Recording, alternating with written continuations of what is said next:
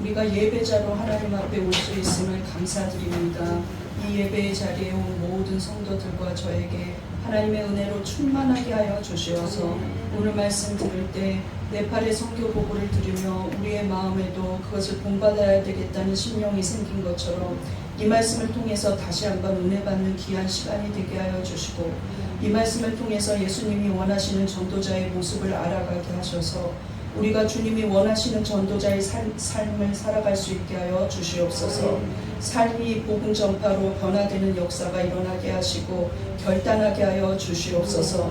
전도는 남의 일이라고 생각하는 성도가 있다면 하나님 이 시간 하나님께서 주시는 소명감을 허락하여 주시고 다시 영적으로 회복되는 역사가 일어나게 하여 주시옵소서.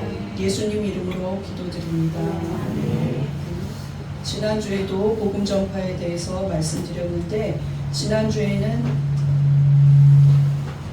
예수님의 영원 사랑에 대해서 말씀 전했습니다. 오늘 말씀 제목을 한번 같이 읽어보겠습니다. 시작. 예수님이 원하시는 전도자. 우리가 기독교인이라고 말하는 건 한자어거든요. 기독. 근데 그게 기독이 그리스도예요. 그리스도를 기독이라고 말을 음을 따서 붙였는데 대부분 크리스찬이라고 부릅니다. 그런데 신약 시대에는 예수 믿는 사람들을 크리스찬이라고 부르기 전에 신약 시대에는 어떻게 헬라어로 뭐라고 불렀냐면 유앙겔리스테 이렇게 불렀어요. 화면을 조금 넘겨보실까요? 네. 마이크도 조금만 켜주세요. 유앙겔리스테 이렇게 불렀어요. 그런데 이 유앙겔리스테는 합성어입니다. 유라는 기쁘다, 복된 이런 말이랑 그 다음에 전하다, 선포하다란 앙겔리오가 합쳐져서 유앙겔리스테 이렇게 불렀어요. 그런데 그리스도인 하면은 그냥 유앙겔리스테였어요. 복된 소식을 전하는 자, 복음 전도자. 신약 시대의 그리스도인들은 누구나 할 것 없이 모두가 전도하는 자들이었기 때문에 세상 사람들이 보기에는 그리스도인이라면 당연히 복된 소식을 전하겠습니다. 기쁜 소식을 전하겠습니다. 예수님이 오셨습니다. 예수님이 부활하셨습니다. 예수님이 우리의 모든 죄를 짊어지시고 우리 대신 돌아가셨기 때문에 우리는 이제 죄와 사망을 이기게 되었습니다 하는 복된 소식을 전하는 자들이어서 그들을 가르쳐서 세상 사람들이 붙여진 이름이 무엇이냐? 유앙겔리스테입니다. 그런데 지금은 특별한 사람만 유앙겔리스테예요. 예.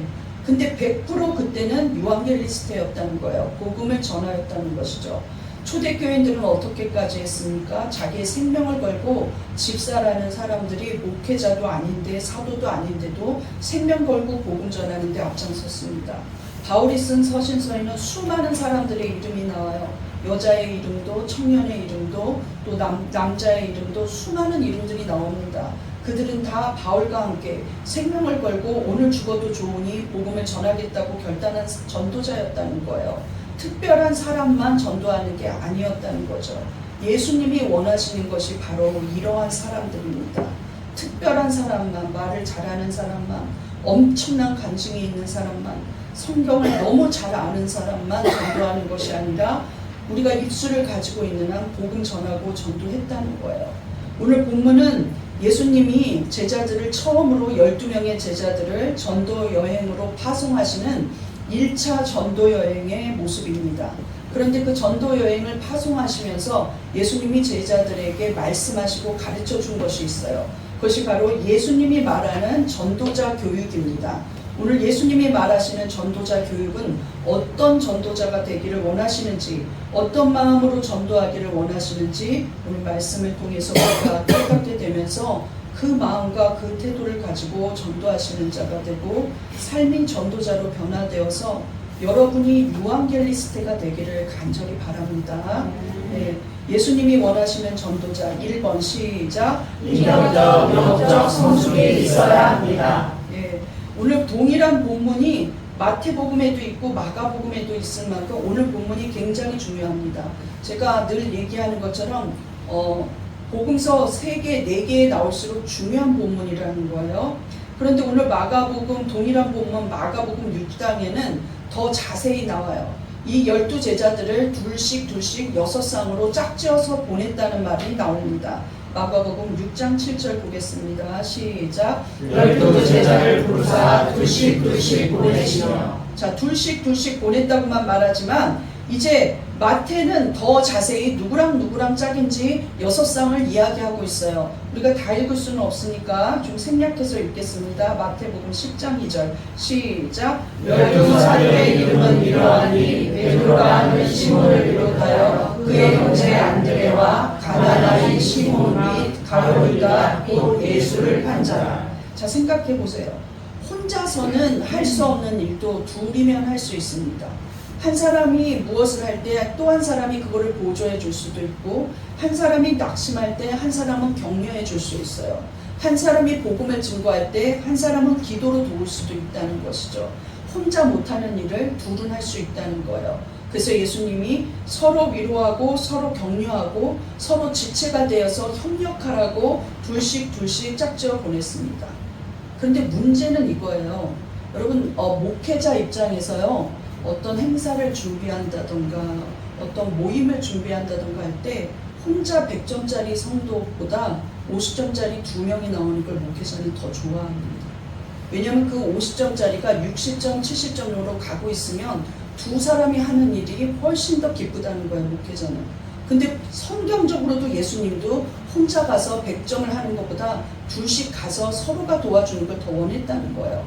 근데 여러분, 제자 입장이라고 한번 생각해 보세요. 어떤 제자든 좋아요. 여러분이 마음속으로 내가 그 12명에 속하였다면 난 누구랑 짝하고 싶었을까 생각해 보세요.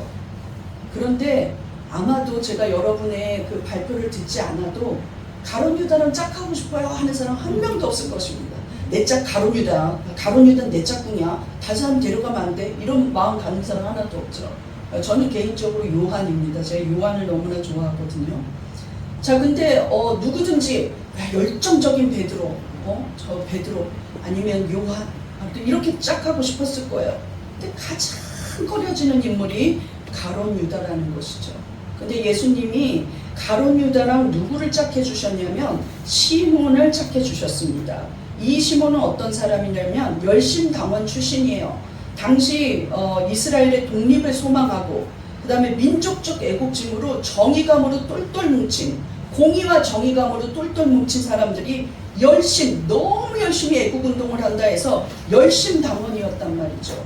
그 열심당원 출신인 시몬을 가룟유다 앞에 옆에다 갖다 놓았어요. 그런데 당시 열심당원의 인생의 삶의 모토가 무엇이냐면 정의가 첫 번째입니다. 그 다음 두 번째가 신실함이에요. 신실함. 정의와 신실함이 누구랑 만났냐면 가룟유다를 만났어요. 그런데 그 가룟유다는 어떤 사람이냐면 자기가 돈을 취할 수 있으면 예수도 팔 수 있는 성격을 갖고 있는 사람이에요. 돈이 최고란 말이죠. 그리고 어떤 복음서에 분명히 나오기를 무엇이라고 나오냐면 헌금을 책임졌는데 이 헌금을 도둑질하기까지 할 정도로 양심이 없는 부도덕한 사람이었습니다. 원래 가룟유다가. 돈을 좋아하면 예수님도 안 보이는 거예요. 사고방식이 너무나 차이나요. 가치관과 삶이 완전히 극과 극입니다. 그런데 예수님이 그거를 3년 동안 지켜보셨는데 이 둘을 딱 짝지어 놨어요. 근데 어떤 일이 일어났을까 제가 상상해 봅니다. 시몬에게는 저 가룟유다를 보면서 눈에 가시였겠지만 그 가시 같은 사람을 짝꿍으로 하면서 자기는 공의와 정의를 가르치기 위해서 굉장히 무던히 노력했을 거예요. 그러면서 자기 자신이 이게 내 뜻대로 되지 않는 경우도 있구나. 그걸 내려놓으면서 전도를 할 수밖에 없었다는 것이죠. 그렇기 때문에 자기 자신이 더 자존심을 버리고 열심만 있으면 다 할 수 있다는 마음도 버려지게 됐을 거예요.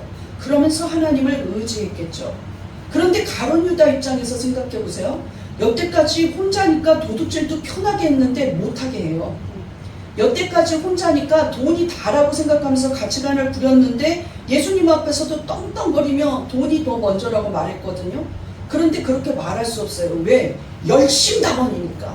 열심당원이 정직하고 신실한 게 모토였던 사람이 공의를 내세우면서 얘기하니까 이 가룟유다에게는 자신이 갖고 있는 고질적인 불의한 마음, 고질적인 돈에 집착하는 마음들이 조금씩 없어질 수 있는 기회를 주신 거예요. 저 모습을 봐라. 네가 시몬을 봐라. 그가 어떻게 살고 있는지를 봐라. 그의 열심을 봐라. 그의 공의로운 모습을 봐라. 그의 정의감을 봐라. 인생에서 네가 생각하는 것처럼 돈이 다가 아니다. 명분을 위해서는 자기 인생을 걸면서 나라의 독립을 위해서 일하고 있었던 저 시몬의 모습을 봐라 하는 의도가 있었을 거라고 제가 생각했습니다. 네. 그럴듯하죠. 그럴듯하죠. 예, 예수님이 아무 생각 없이 묶어주지 않으셨거든요. 왜냐면 앞부분 보면 베드로는 자기 형제 안드레랑 묶었어요. 야고보는 요한하고 묶어놨단 말이죠. 근데 마지막에 가서 시몬을 가룟 유다랑 짝꿍을 해놨습니다. 예수님은 제자들이 낙심하지 않도록 서로 위로하고 지지하는 동역자로 그 관계를 세우신 거예요. 이것이 예수님이 원하시는 전도자의 자세입니다. 이렇게 저렇게 하면서 독불장군으로 자기 뜻만 내세우면 전도는 열매가 없어져요. 생각해보세요. 기도하지 않고 몇 시에 모여갖고 전도만 우르륵하고 나가는 교회는 열매가 없습니다. 반드시 기도가 수반되어야 돼요. 그 기도를 하면서 무슨 기도를 하겠습니까? 내가 만날 영혼들을 위해서, 그리고 우리 전도자들의 마음을 위해서, 오직 하나님이 역사하기를 위해서, 성령의 은혜로 하나님 정말 좋은 사람들을 만나기를 위해서 우리의 입술을 주관해 주시고 그들의 심령의 불신앙이 떠나가게 해달라고 강구하면서 나갈 겁니다. 그때 서로가 협력하는 마음을 가져요. 그러면서 어떻게 되느냐? 그러면서 전도자가 인격적으로 성숙하게 된다는 것이죠. 예.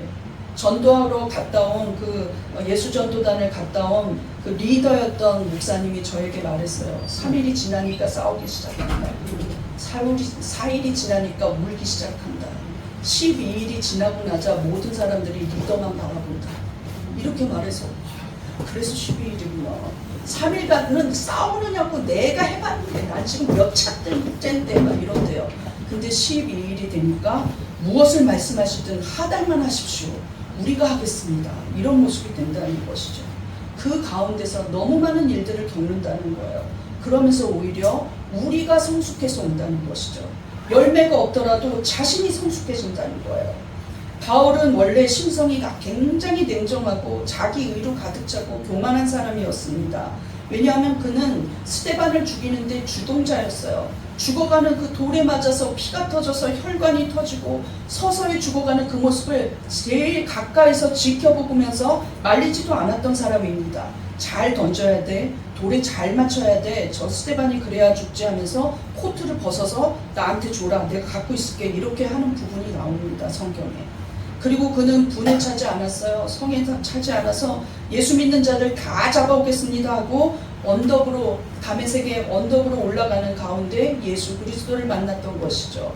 그런데 그가 진정 변화된 것은 그가 사도가 되어서 그를 인격적으로 영적으로 성장시킨 것은 전도를 통해서였다는 것이죠. 그의 고백을 보면 알 수 있습니다. 사도행전 20장 19절 시작. 모든 겸손과 눈물로 주를 섬기며 나의 달려갈 길과 주 예수께 받은 사며 곧 하나님의 은혜의 복음을 증언하는 일을 마치려 하면은 내 생명을 조금도 귀한 것으로 여기지 아니하노라. 마치려 한다는 것은 끝내려 한다는 게 아니라 끝까지 수행한다는 거예요. 다 수행해서 100점 만점 끝까지 결론을 낼 때까지 나는 내 생명이라도 조금도 귀한 것으로 여기지 않는다. 그런데 모든 겸손과 눈물로 섬겼다는 거예요. 겸손과 눈물로 주를 섬길 때 이 사명, 은혜의 복음을 증거하는 일을 해내고 있다는 거죠. 무엇으로? 겸손과 눈물로. 전도는 겸손과 눈물로 시작해서 끝까지 겸손과 눈물로 끝나는 일이 전도입니다. 전도를 해보고 나서 제가 느끼는 게 있어요. 아무도 전도한 사람한테 와서 너무 고마웠다고 말하지 않는 것이죠. 예, 그것입니다. 그것을 보면서 야, 전도는 그냥 철저하게 천국에 가서 상을 받는 것이구나 하고 생각해요. 여러분이 알아줄 것이라고, 대접받을 것이라고, 저 사람이 달라지면 나를 먼저 찾아와서 나를 멘토로 삼겠지? 이런 생각은 하지 말아야 돼요. 절대 그렇지 않다는 것이죠. 그런데 우리가 그 전도하는 여정 속에서 겸손과 헌신, 영적인 확신이 더욱 깊어진다는 거예요. 내가 복음을 전할 때 그 복음이 나를 살리는 경우가 많습니다. 상대를 살리기도 하지만 나를 살려요. 저는 죽어가는 많은 사람들을 찾아가서 임종 직전에 복음을 전하는 경우가 많았습니다.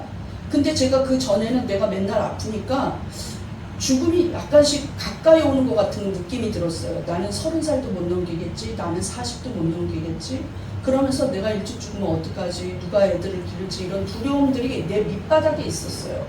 그런데 제가 그러면서도 전도하면서 죽어가는 사람들을 지켜볼 때 그것이 횟수가 지날수록 내 마음속에서 어떤 일이 일어났냐면 죽음이 두렵지 않다는 거예요. 죽음이 정말 두렵지 않구나. 죽음은 삶의 일부구나. 그리고 가장 화려한 끝이구나. 예수를 믿는 자에게는 가장 화려한 입성이다. 이 생각이 진정으로 들었어요. 만약 제가 그 복음을 전하지 않았다면 저는 혼자 두려워하면서 예수를 믿었을 거예요. 그런데 예수를 믿어도 죽음이 안 두려운 이유는 무엇이냐? 복음을 전해보세요. 죽어가는 자들에게, 아파하는 자들에게, 힘들어하는 자들에게 복음을 전하다 보면 내가 그것을 뛰어넘는 신앙이 생기더라는 것이죠. 그러면서 인격적으로 영적으로 성숙해 옵니다. 전도를 하면 우리가 어떻게 합니까? 상대방의 시간에 다 맞춰줘야 돼요. 몇 시에 1시에 오세요 했다가 아니에요, 내일 오세요. 내일 되면 모레 오세요. 오지 마세요. 이러는 경우도 굉장히 많습니다. 그리고 그 사람들 다 챙겨줘야 돼요. 그 다음 정말 많은 희생을 해야 합니다.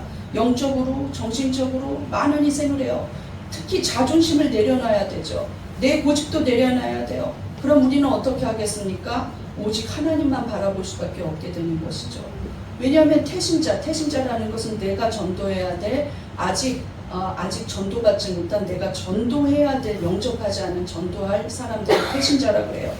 그런데 이 태신자들은 내가 힘든지 모른단 말이죠. 자기는 그냥 와준다고 생각해요. 그래서 우리는 하나님만 바라보고 하나님께 넋두리 하면서 하나님께 또 의지하면서 어떻게 되느냐? 내 자랑을 내려놓게 됩니다. 나는 이것밖에 안 되는구나. 나는 영적으로 더 성숙해야 되는구나. 내가 더 하나님을 의지해야 되는구나. 전도하면서 우리의 영혼이 성장한다는 것이죠. 전도는 반드시 해야 되는 일인데 그게 누구를 가장 유익하게 하느냐? 태신자보다 우리 자신을 유익하게 합니다. 믿습니까? 네. 전도하면서 그 일이 일어난다는 거예요. 믿습니까? 네. 우리 이 시간 고백해 보겠습니다. 내 고집과 내 자랑을 내려놓겠습니다. 영적으로 성숙한 전도자가 되겠습니다. 영적으로 인격적으로 성숙하지 않으면 절대로 전도 못합니다. 인격적으로 성숙하지 않은데 그 사람이 왜 만나줍니까? 왜 따라서 여기에 옵니까? 인격적으로 성숙해질 수밖에 없어요. 믿습니까? 예수님이 원하시는 전도자 2번 보겠습니다. 시작. 주님의 능력을 철저히 신뢰해야 합니다. 오늘 예수님이 제자들을 처음으로 3년 만에 처음으로 그래 나 빼고 내가 말씀 전하지 않고 너희들이 둘씩 짝지어서 이제 나가봐라. 세상을 향해서 예수를 안 믿는 자를 향해서 나가서 복음을 증거해라. 그런데 엄마 심정에는요 무엇 하나 빠지지 않게 다 챙겨주고 싶은 마음이 있어요. 근데 우리 예수님이 정말 사랑의 예수님이시거든요. 근데 어떻게 보면 이 절만 보면 굉장히 잔인하고 냉혹해 보여요. 이렇게나 매몰찬가? 하는 생각이 들어요. 본문의 3절을 보겠습니다. 시작. 오르시되 여행을 위하여 아무것도 가지지 말라. 지팡이나 배낭이나 양식이나 돈이나 두꺼옷을 가지지 말며 어느 집에 들어가든지 거기서 머물다가 거기서 떠나라. 아무것도 챙기지 말아라. 옷 두 벌 가질 필요 없어. 입은 옷에 가라. 배낭도 들 필요가 없죠. 거의 옷다발인데 그게 없으니까요. 지갑에 돈 채울 필요 없다. 현금도 가져가지 마라. 니네 먹을 양식도 굶어 죽을까봐 걱정하면서 가져가지 마라. 그러면 어떻게 됩니까? 그때 하나님의 도우심을 구해야지 다른 방법이 없어요. 잘 곳도 찾을 수가 없어요. 왜냐하면 돈이 없으니까요. 숙박비도 없으니까요. 그러니까 하나님만 바라보라는 말씀이셨다는 거죠. 철저하게 다 내려놓고 가라. 그러면서 전도를 보냈다는 거예요. 당시에 예수를 믿는 자들이나 그 다음에 예수 믿으라고 하는 자들은 출교를 당해요. 그럼 굉장히 위험을 무릅쓰고 복음을 전해야 되는데 아무것도 가져가지 말라고 말했다는 거예요. 제가 우리 교회가 생기기 전부터 여기 교회를 얻기 전부터 집에서 예배드리는 첫 주 전에 아마 목요일이나 금요일쯤에 선교비를 냈을 거예요. 그런데 제가 우리 교회 이 사랑빛 교회가 생기는데 해외 선교를 해야겠다. 우리 교회는 선교하는 교회가 됐으면 좋겠다 해서 어느 선교사님한테 선교를 후원할까 고민을 하고 있는데 두 사람을 비교하게 되었어요. 한 분은 인도의 선교사님이에요. 그런데 이 인도의 선교사님은 자기 명함에 아예 후원 계좌가 있어요. 그래서 사람들 만날 때마다 그 명함을 주면서 후원해달라고 노골적으로 말해요. 후원해달라고. 10,000원도 괜찮습니다. 이러면서 명함을 줘요. 근데 제가 제 성품에는 그것이 참 안 좋아 보였어요. 그리고 또 좀 후원을 할 것 같은 믿음이 좋고 그런 마음을 가진 자들은 집에 몇 시에 찾아가겠습니다 하면서 후원해달라고 말해요. 아예 후원해달라는 얘기를 내놓고 많이 했다는 거예요. 이 지나치게 사람을 의지하고 돈을 의지하는구나. 이런 자들은 선교 열매가 맺히기가 오히려 더 힘듭니다. 다 갖춰놓고 집 다 사고 이런 자들은 선교 열매 맺히기 힘들어요. 그런데 그때 당시에 같은 주에 네팔 선교사님을 알게 되었어요. 근데 그때 무슨 날이, 그때가 언제냐면 지진이 났을 때예요. 네팔이 지진이 났다고 그냥 난리가 났을 때예요. 2016년도죠. 그때 지진이 나서 강진이 나고 계속 7점 몇 도의 지진이 났었거든요.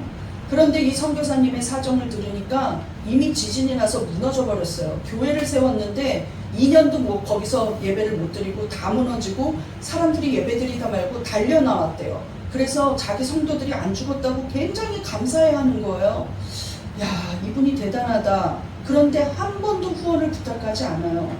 그리고 이분이 학교를 세웠는데 보통 선교사님들은요, 우리 신학생들은 다 압니다. 학교를 세우면요, 그때부터는 거기 교장이나 이사장 역할을 하면서 편안히 공무원처럼 지냅니다.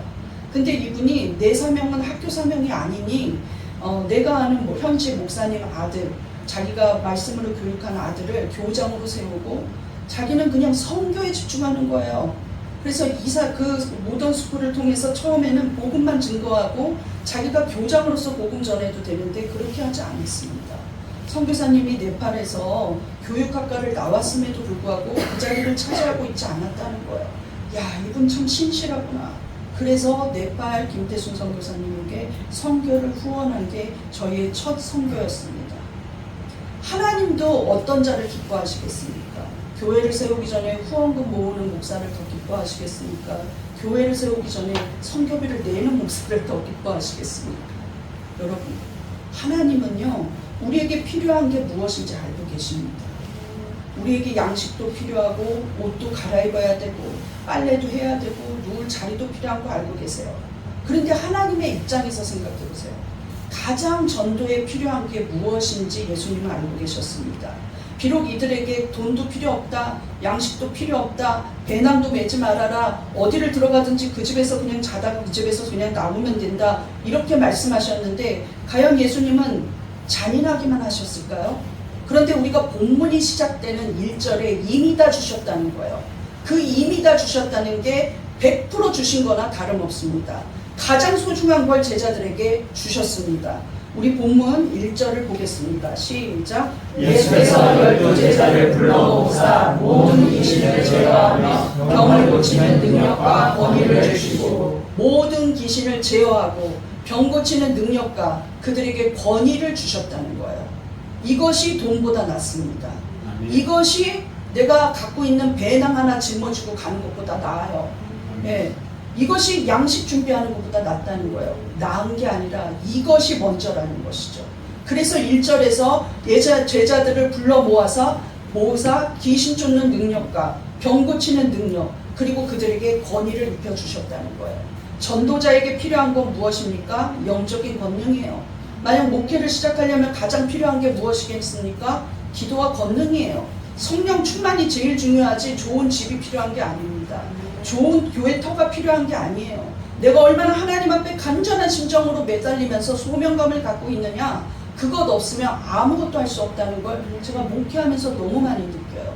여러분이 갖고 있는 소명감, 여기서 모든 성도들이, 대부분 우리 성도들은 일당백이라서 헌신하는데 달란트가 없어도 괜찮습니다. 왜냐하면 내가 가진 하나님 앞에 대한 뜨거운 열정이 있으면 그것으로 일하는 거예요. 가장 중요한 것은 성령의 충만함이라는 것이죠. 영적 권위를 가지고 있어야 우리가 만나는 사람들은 불신앙의 사람들이라는 거예요. 예수를 믿지 않아도 아무 상관이 없다고 생각하면서 살아온, 삶에 예수가 들어올 필요가 없다고 생각하는 사람들을 만나러 갑니다. 그들에게 필요한 거는 돈 나눠주는 게 아니에요. 그들에게 필요한 건 맛있는 음식이 아니라 그들에게 필요한 것은 불신앙의 세력이 떠나가게 하는 악한 영을 물리치게 하는 영적인 사람을 만나는 걸 하나님이 원하신다는 거예요. 그 영적인 은혜가 아니면 그들의 마음속에 있는 고집, 교만, 불신앙이 떠나가지 않습니다. 더러운 귀신을 쫓아내는 능력을 받아야만 했던 이유도 무엇입니까? 겉으로는 멀쩡해 보이고 엘리트라도 그 속에 예수 그리스도가 없으면 악한 영이 늘 사로잡고 있어요. 불신앙의 영이죠. 하나님이 없어도 나는 잘 살고 있어. 예수 믿는 자들은 믿음이 나약해서 정말 삶이 정말 힘들어서 누군가한테 의지해야 돼서 신을 믿는 거야. 이렇게 생각하는 사람들이에요. 혹은 아예 하나님 자체를 부정하기도 하고, 혹은 아예 하나님은 내가 믿는 하나님이 진짜라고 잘못 생각하면서 다른 터무니없는 우상을 섬기기도 합니다. 그들에게 필요한 것은, 우리가 그들에게 복음을 전할 때 필요한 것은 성령 충만이에요. 믿습니까? 저 네팔의 힌두교가 교인들이 개종하는 걸 보십시오. 그들이 개종하면 국가적인 일도 못하고 매매도 안 됩니다. 그러나 개종하기로 결단하는 모습을 볼 때 목사님이 돈을 줘서 개종하는 게 아니죠. 예, 그들의 삶을 그냥 집 한 채 지어줘서 개종하는 게 아니에요. 복음을 전했기 때문에 개종하는 겁니다. 성령의 능력이 나타나야지만 한다는 것이죠. 이 일이 있고 나서 사도행전으로 한번 돌아가 보겠습니다. 그들이 돌아온 이후에 오순절에 성령을 받고 나서 사도행전 3장에는 이런 사건이 나와요. 이문이라는 성전문 앞에서 평생 동안 태어나면서부터 하반신 마비로 움직이지 못하는 안진뱅이로 앉아있는 거지가 하나 나옵니다. 그는 날마다 구걸하고 있어요. 그런데 베드로와 요한이 오늘은 짝꿍이 돼서 제9시 기도 시간이 돼서 그 성전 안으로 들어가다가 이 구걸하고 있는 한 푼만 도와주십시오, 한 번만 주십시오, 이렇게 간절히 매달리고 있는 이 거지를 만났어요. 그런데 베드로와 요한은 어떤 교육을 받았습니까? 돈도 필요 없고 가장 중요한 건 그들의 병을 고치고 그들의 귀신을 제어하고 네가 영적 권위를 가지고 복음을 전하는 것이다. 이거를 너무나도 잘 알고 있었다는 것이죠. 그 훈련을 받은 베드로가 이렇게 선포합니다. 그 거지는 한 푼만 주세요 하고 말했겠죠. 그런데 베드로는 이렇게 말을 한다는 거예요. 사도행전 3장 6절 시작. 베드로가 이르되 은과 금은 내게 없거니와 내게 있는 이것을 내게 주노니 나사렛 예수 그리스도의 이름으로 일어나 걸으라. 내게 은과 금은 없다. 나는 그걸 가지고 다니라는 말을 내가 교육을 받을 때 아예 돈과 멀어지게 교육받았다. 너도 은과 금이 필요하겠지만 나는 내게 있는 것이 있는데 이미 내게 있는 것은 무엇이냐? 나사렛 예수 그리스도의 이름의 능력이라는 거예요. 있습니까? 그 이름의 능력으로 명하노니 일어나 걸으라 하고 말했다는 거예요. 저도 가끔 병든 자가 오면 일어나 걸으라고 선포하고 싶어요. 야, 근데 이게 대단한 믿음이구나 이 생각을 해요. 일어나 걸을 거라는 걸 내 마음속으로는 믿는데 말했다가 못 일어나면 어떡하지? 이런 생각이 나를 엄습할 때가 많아요. 근데 내 자신한테는 일어나 걸을 수 있다, 일어나 걸을 수 있다, 나을 수 있다 이렇게 말하는데 막상 아픈 타인이 오면은 이거를 선포할 때 저 사람이 서로가 민망해지면 어떡하지? 이런 아직도 나약한 믿음이 있다는 것이죠. 근데 어느 순간부터 그래봤자 나 창피한 걸로 끝나지 하나님 망신은 아니다, 이걸 알게 됐어요. 그 마음이 인간적이다. 그래서 계속 선포합니다. 그러면 그들이 안 나와도요 굉장히 기뻐해요. 아, 이게 하나님의 영광이구나. 예수의 이름으로 선포하는 거, 이게 영광이구나. 부끄러워하지 말고 선포하십시오. 안 일어나도 하나님이 책임져요. 네. 그런데 안 일어나지 않고 사도행전의 사건은 어떻게 됐을까요? 베드로가 명령했을 때 여러분이 다 아시는 것처럼 일어났습니다. 그런데 우리는 그 일어난 것에 포인트를 맞추는 것보다 늘 구걸하고 있던 한 푼만 주세요. 그의 입에서는 평생 하루 종일 나오는 말이 뭐냐면 한 푼 도와주세요. Help me, help me, help me. 계속 도와달라는 말뿐이에요. 나 좀 도와주세요, 도와주세요. 한 푼만 주세요, 한 푼만 주세요. 그런데 그의 입술의 말이 달라졌다는 거예요. 사도행전 3장 7절 시작. 오른손을 잡아 일으키니 발과 발목이 곧 힘을 얻고 뛰어서서 걸으며 그들과 함께 성전으로 들어가면서 걷기도 하고 뛰기도 하며 하나님을 찬미하니 모든 백성이 그 걷는 것과 하나님을 찬미함을 보고. 이제 뒷부분에 보면 모든 사람들이 같이 하나님을 찬송하고 솔로몬 행각에서 베드로가 복음을 전할 때 이때 2,000명이 예수를 믿게 됩니다. 놀라운 일들이 벌어졌다는 거죠. 그가 걷기도 하고 뛰기도 하면서 한 분 줍쇼 한 분 줍쇼 하지 않았습니다. 예, 어떻게 말했습니까? 하나님을 찬미했다는 거예요. 살아계신 하나님, 내게 은혜를 베푸신 하나님, 나를 걷게 하신 하나님, 하나님은 진정 살아계신 하나님입니다 하고 찬양했다는 거예요. 나사렛 예수 그리스도의 이름이 진짜입니다. 그분이 살아계십니다 하고 찬미했다는 거예요. 모든 백성들이 이젠 그의 입에서 생전 처음으로 찬송이 나오는 걸 들었다는 것이죠. 너무나 감격스러워서 그들이 모두 베드로 제자한테 가지 말라고, 우리에게 복음을 알려주시고 말씀을 전해달라고 붙들었다는 거예요. 그들이 먼저. 이런 놀라운 일이 일어났습니다. 한 푼만 주세요. 만약 베드로가 나 돈 있는 거 동전 하나라도 빌려가지고 줬다면 그 사람은 다음날 또 한 푼 주세요. 한 푼 주세요. 하고 살았을 겁니다. 평생 그렇게 살았을 거예요. 그러나 이 사람은 이제 찬양하는 자가 되었다는 것이죠. 이것이 우리가 해야 할 일입니다.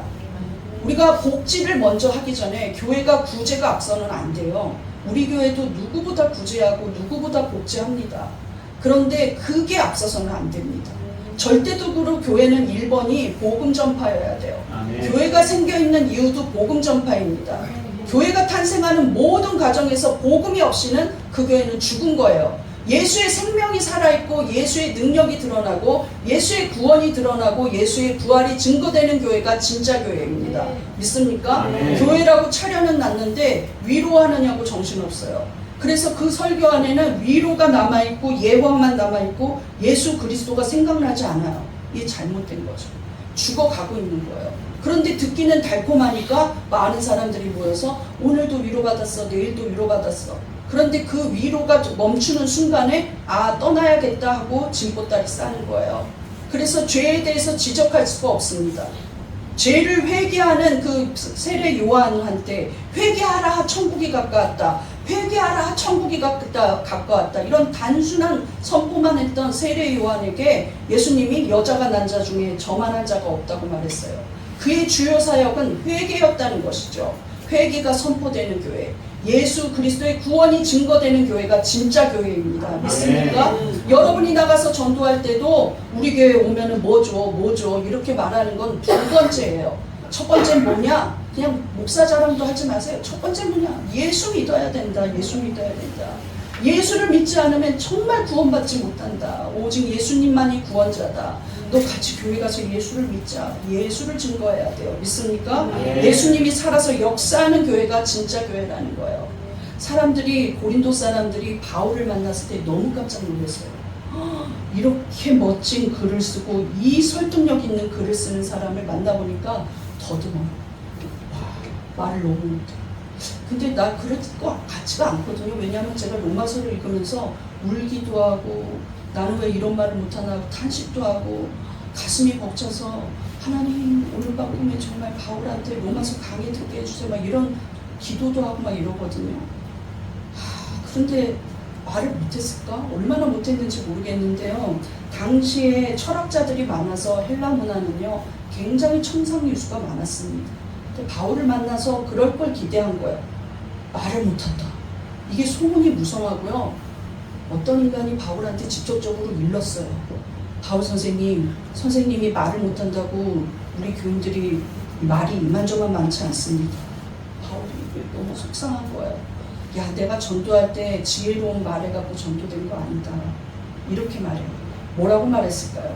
고린도전서 2장 4절 시작. 내 말과 내 전도함이 설득력 있는 지혜의 말로 하지 아니하고 다만 성령의 나타나심과 능력으로 하여 너희들이 사람의 지혜에 있지 아니하고 다만 하나님의 능력에 있게 하려 하였노라. 여러분 빨간 글씨만 선포하면서 읽으세요. 시작. 다만 성령의 나타나심과 능력으로 다만 하나님의 능력에 있게. 다시 한번 시작. 다만 성령의 나타나심과 능력으로 다만 하나님의 능력에 있게.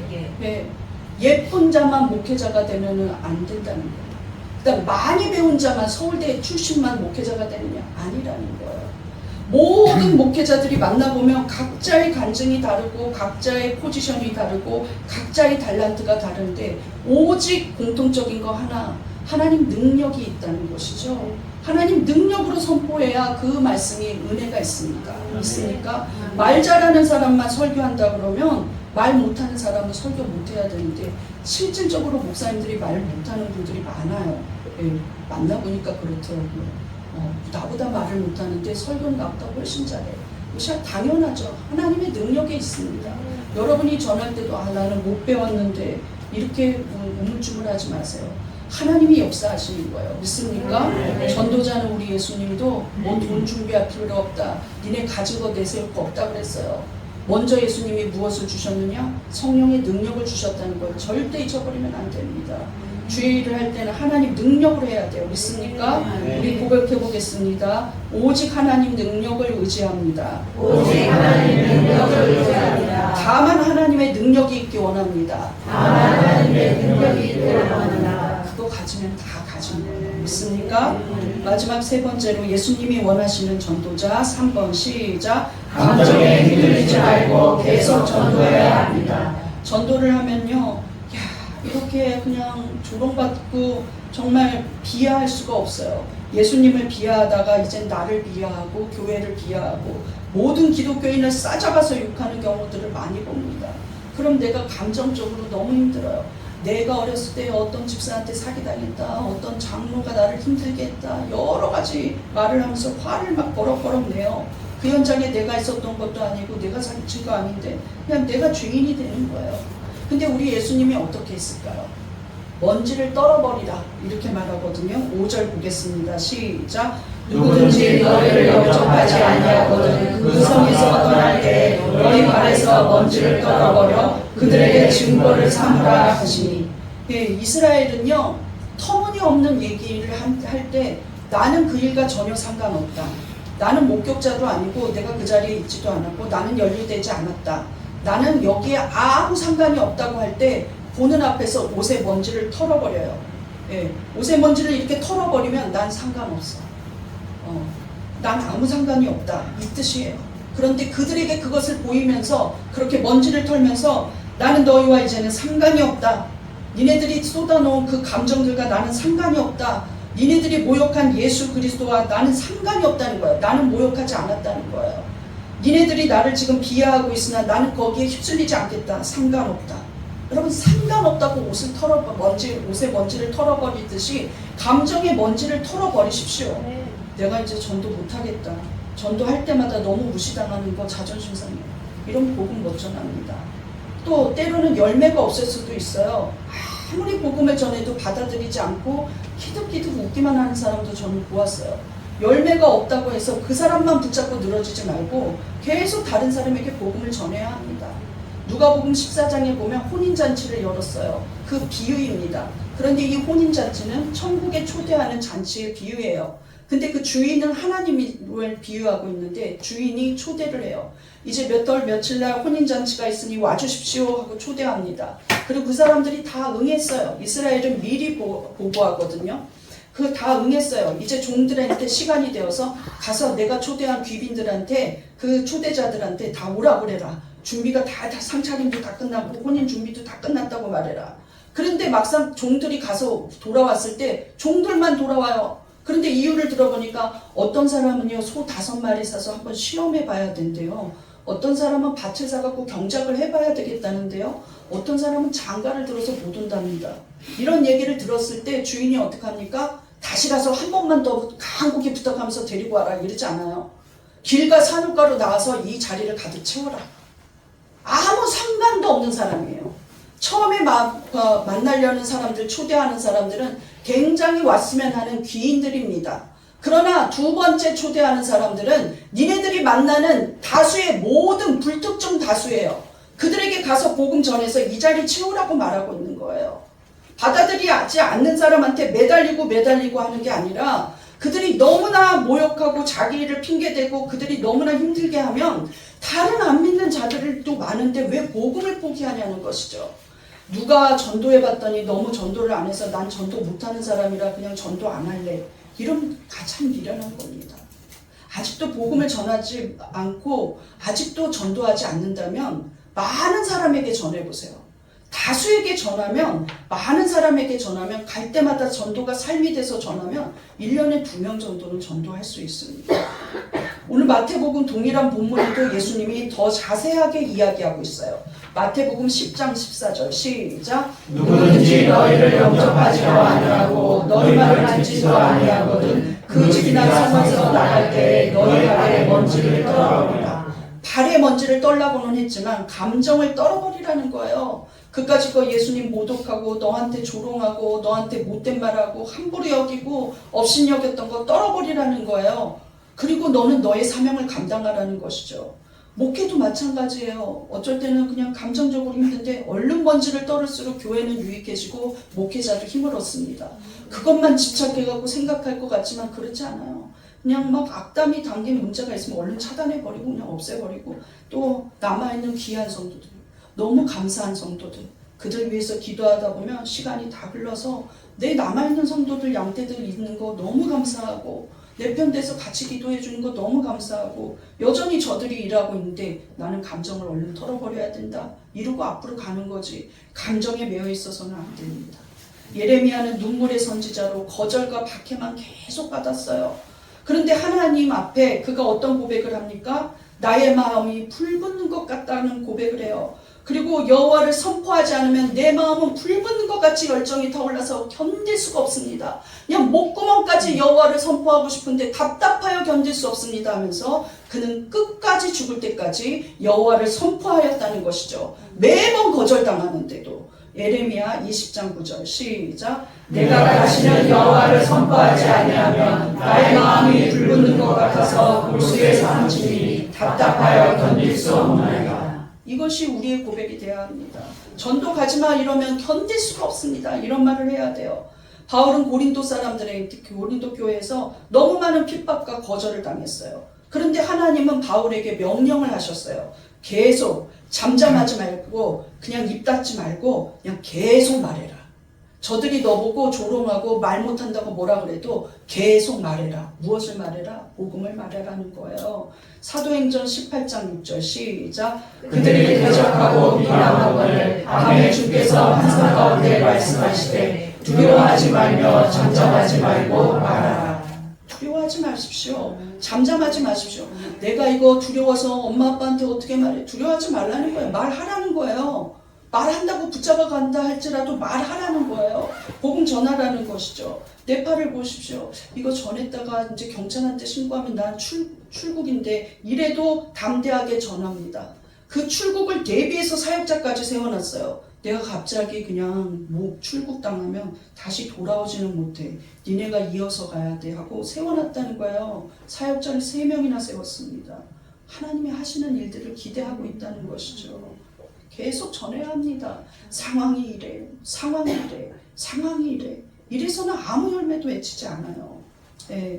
그래서 이 복음을 여전히 전하고 발에 먼지를 털어버리고 오직 아무것도 가지지 않고 그냥 오직 권능만 믿고 갔던 그들은 결론적으로 어떻게 됐을까요? 오늘 본문의 결론을 보겠습니다. 6절 시작. 제자들이 나가 각 마을에 두루다니며 곳곳에서 복음을 전하며 병을 고치더라. 이 병을 고치더라 할 때 병이 마음이 쇠약한 사람, 몸이 약한 사람 이렇게 두 가지 뜻이 있어요. 마음이 쇠약하고 몸이 약한 어떠한 자라도 고쳤다는 거예요. 복음을 전하면서 고쳤다는 거예요. 이것이 하나님의 능력입니다. 곳곳에서 두루다니며 각 마을마다 가서 복음을 전하면서 고쳤다는 것이죠. 예수님도 십자가를 지시기 전 화요일 날 보면 전도하러 갑니다. 그 모습을 우리도 본받아야 돼요. 죽음이 가까이 오고 있는 걸 뻔히 아시면서도 내가 이를 위하여 왔노라 하면서 복음을 전해요. 목요일도 어떻게 했습니까? 자기는 몇 시간 후에 이제 아침만 되면 십자가에 매달려야 하는데 제자들 발 씻기면서 복음 전했다는 거예요. 이것이 예수님이 하신 일들입니다. 여전히 자기의 소명을 감당하셨다는 거예요. 우리는 묵묵히 하나님 보고 전진하며 복음을 전해야 합니다. 전하지 않은데 어찌 들으리요 하고 말했지 않습니까? 전해야 돼요. 저 사람이 듣든지 말든지 나는 복음을 전하고 있는 그 과정을 하나님이 보고 계십니다. 믿습니까? 우리 결론을 보겠습니다. 예수님이 원하시는 전도자 1. 인격적, 영적 성숙이 있어야 합니다. 2. 주님의 능력을 철저히 신뢰해야 합니다. 3. 감정에 휘둘리지 않고 계속 전도해야 합니다. 우리 이 시간 우리가 새생명 축제가 11월 23일 날 있습니다. 남일처럼 제가 하겠지 하지 마시고 죄를 보내주소서 하지 마시고 이 시간 기도할 때 하나님 이제는 내가 감정이 휘둘리지 않고 오직 복음 전하는 자로 하나님 앞에 쓰임받기 원합니다. 이제 남은 삶은 복음 전도자로 하나님 앞에 쓰임받기 원하오니 하나님 내게 능력 주시고 전도할 사람들 만나게 해달라고 간절히 전도를 위해서 기도하시겠습니다.